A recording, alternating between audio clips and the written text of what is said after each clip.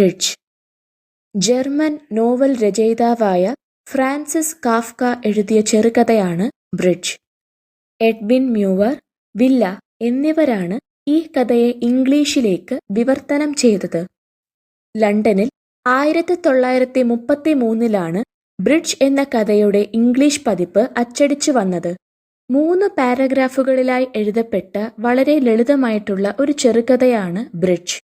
ലളിതമാണെങ്കിലും ഒരുപാട് അർത്ഥങ്ങൾ കഥയ്ക്കുണ്ട്. അതുകൊണ്ട് തന്നെ പല രീതിയിലും കഥയുടെ അർത്ഥത്തെ വിശദീകരിക്കാം. കഥ ഞാൻ വായിക്കുന്നില്ല, പകരം വീഡിയോയിൽ കൊടുത്തിട്ടുണ്ട്. വിശദീകരണത്തിന് മുൻപ് കഥ വായിക്കണം എന്നുള്ളവർ വീഡിയോ പോസ് ചെയ്ത് വായിക്കേണ്ടതാണ്. നമുക്കിനി കഥയുടെ വിശദീകരണത്തിലേക്ക് പോകാം. ഒരു തോടിനു കുറുകെ രൂപപ്പെട്ട പാലമാണ് കഥയിലെ കഥാപാത്രം. കഥയിൽ പാലം തന്നെയാണ് ആഖ്യാതാവ്, അതായത് നറേറ്റർ. ആദ്യത്തെ പാരഗ്രാഫിൽ വായനക്കാരനെ സ്വയം പരിചയപ്പെടുത്തുകയാണ് പാലം. കൂടാതെ പാലം സ്ഥിതി ചെയ്യുന്ന സ്ഥലത്തെക്കുറിച്ചും അതിൻ്റെ അവസ്ഥയെക്കുറിച്ചും ആദ്യത്തെ പാരഗ്രാഫിൽ പറയുന്നു. വളരെ തണുപ്പേറിയ അരുവിയുടെ മുകളിലായിട്ടാണ് പാലം സ്ഥിതി ചെയ്യുന്നത്.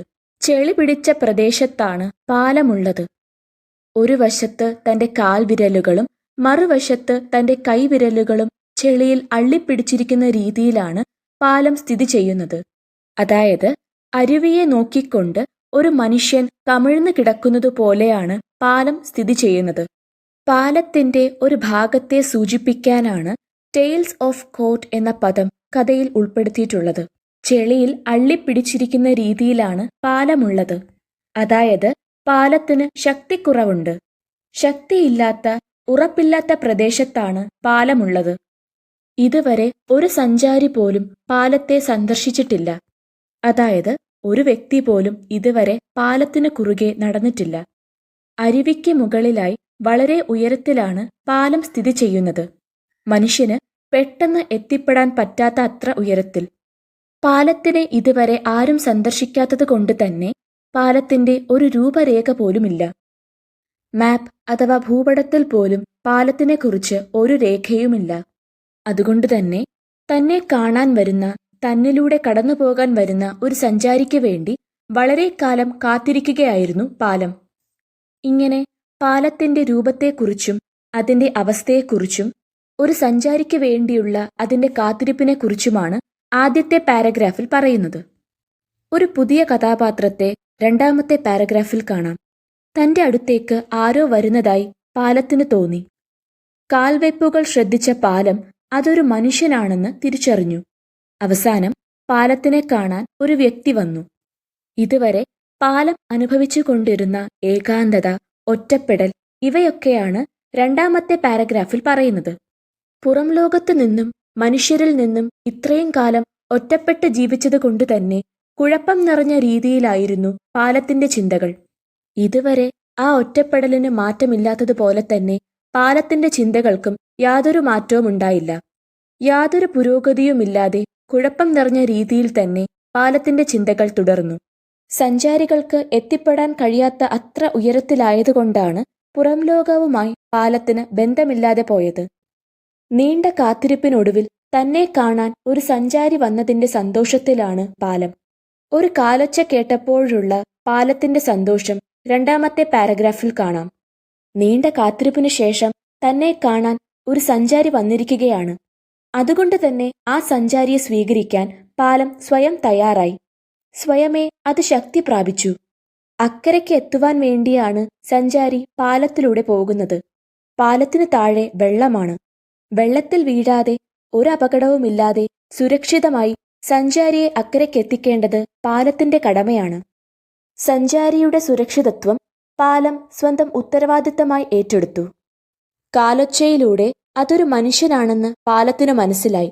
പക്ഷേ അധികം വൈകാതെ വടിയിൽ ഘടിപ്പിച്ച ഒരു ഇരുമ്പ് ഉപകരണം ഉപയോഗിച്ചുകൊണ്ട് തന്റെ മുകളിൽ ആരോ മെല്ലെ തട്ടുന്നതായി പാലത്തിന് തോന്നി. പാലത്തിന് സംഭവിക്കാൻ പോകുന്ന ഒരു അപകടത്തെക്കുറിച്ചാണ് ഇവിടെ പറയുന്നത്. പാലത്തിനെ ഒരു മനുഷ്യനുമായി താരതമ്യം ചെയ്യുന്നു. അതുകൊണ്ടാണ് കോട്സ് ഓഫ് ടെയിൽ, ബ്ലഷി ഹെയർ എന്നുള്ള പദങ്ങൾ ഉപയോഗിച്ചിട്ടുള്ളത്. ഇവിടെ ചുറ്റികയെക്കുറിച്ചായിരിക്കാം വടിയിൽ ഘടിപ്പിച്ച ഇരുമ്പ് ഉപകരണം എന്നുകൊണ്ടുദ്ദേശിക്കുന്നത്. ചുറ്റിക കൊണ്ട് തട്ടിയ ശേഷം പാലത്തിനെ മെല്ലെ ഉയർത്തി. പാലത്തിന്റെ അടുത്ത് വന്ന വ്യക്തി ഒരു സഞ്ചാരിയല്ലെന്ന് ഈ സന്ദർഭം വ്യക്തമാക്കുന്നു. പാലത്തിലൂടെ കടന്നുപോകാനല്ല, മറിച്ച് പാലത്തെ നശിപ്പിക്കാനാണ് അയാൾ വന്നത്. വന്ന വ്യക്തി ആരാണെന്ന് പാലം കണ്ടില്ല. താഴെയുള്ള അരുവിയെ നോക്കിയാണ് പാലം കിടക്കുന്നത്. കാലച്ച കേട്ടാണ് അത് മനുഷ്യനാണെന്ന് പാലം ഉറപ്പിച്ചത്. എന്നാൽ തന്റെ മുകളിൽ നിൽക്കുന്ന വ്യക്തി ആരാണ്? അതൊരു കൊച്ചുകുട്ടിയാണോ? ആത്മഹത്യ ചെയ്യാൻ വേണ്ടി ആരെങ്കിലും വന്നതാണോ? അതോ തന്നെ തകർക്കാൻ വേണ്ടി ആരെങ്കിലും വന്നതാണോ? ഇനി അതുമല്ലെങ്കിൽ ഇതെല്ലാം തന്റെ സ്വപ്നമാണോ? പാലത്തിനറിയില്ല. തന്നെ ചുറ്റിക കൊണ്ട് പ്രഹരിച്ച വ്യക്തി ആരാണെന്ന് അറിയുവാൻ, അയാളുടെ മുഖം കാണുവാൻ വേണ്ടി പാലം മെല്ലെ തിരിയാൻ ഒരുങ്ങി. അങ്ങനെ തിരിയാൻ ഒരുങ്ങിയപ്പോൾ പാലം പെട്ടെന്ന് അരുവിയിലുള്ള പാറയുടെ മുകളിൽ വീണ് ചിന്നിത്തെറിച്ചു. വളരെ സമാധാനത്തോടെ ഒഴുകുന്ന അരുവിയിലുള്ള, എന്നും കണ്ണിമ വെട്ടാതെ തന്നെ ഉറ്റുനോക്കിയിരിക്കാറുള്ള കൂർത്ത പാറയുടെ മുകളിലാണ് പാലം വീണത്. തികച്ചും ഉപയോഗശൂന്യമായിരുന്ന തന്നെ ഉപയോഗിക്കാൻ ഒരാൾ വന്നു എന്ന് ഒരു നിമിഷത്തേക്കെങ്കിലും പാലം വിചാരിച്ചു. പക്ഷേ അയാൾ തന്നെ തകർക്കാനായിരുന്നു വന്നത്. പാറയ്ക്ക് മുകളിലുള്ള പാലത്തിന്റെ തകർച്ചയാണ് മൂന്നാമത്തെ പാരഗ്രാഫിൽ പറയുന്നത്. കഥയിൽ പാലം എന്ന കഥാപാത്രത്തിലൂടെ പാരഡോക്സ് അഥവാ വിരോധാഭാസം കാഫ്ക ഉപയോഗിച്ചിട്ടുണ്ട്. പൊതുവെ കാഫ്കയുടെ യഥാർത്ഥ ജീവിത അനുഭവങ്ങളാണ് തന്റെ സൃഷ്ടികളിൽ പ്രതിപാദിക്കുന്നത്.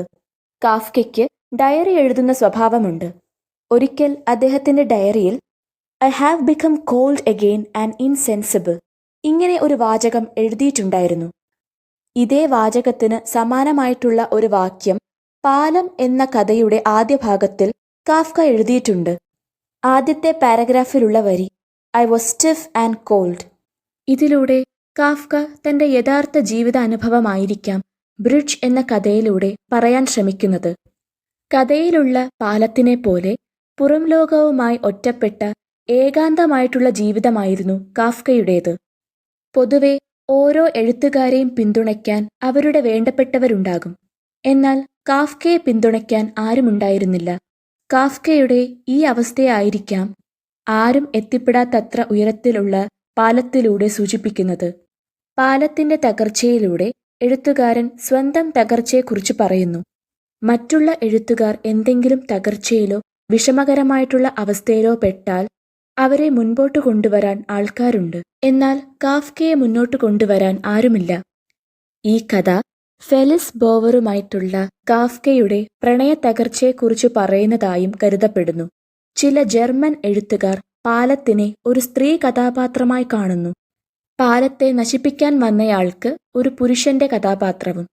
പാലത്തിന്റെ തകർച്ചയിലൂടെ സ്ത്രീകൾക്കു നേരെയുള്ള പുരുഷന്റെ അക്രമത്തെ സൂചിപ്പിക്കുന്നതായും പറയപ്പെടുന്നു.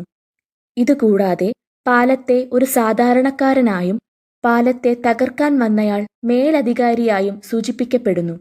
ഇങ്ങനെ നോക്കുമ്പോൾ പാലത്തിന്റെ തകർച്ച സാധാരണക്കാർക്കു മേലുള്ള മേലധികാരുടെ സമ്മർദ്ദമായി കണക്കാക്കപ്പെടുന്നു.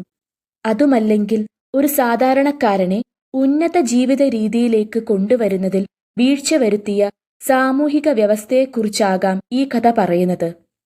ഇങ്ങനെ പല രീതിയിലും ഫ്രാൻസിസ് കാഫ്ക എഴുതിയ ബ്രിഡ്ജ് എന്ന കഥ വിശദീകരിക്കപ്പെടുന്നു. എല്ലാവർക്കും ഈ വീഡിയോ സഹായപ്രദമായി എന്ന് ഞാൻ വിശ്വസിക്കുന്നു. Thank you.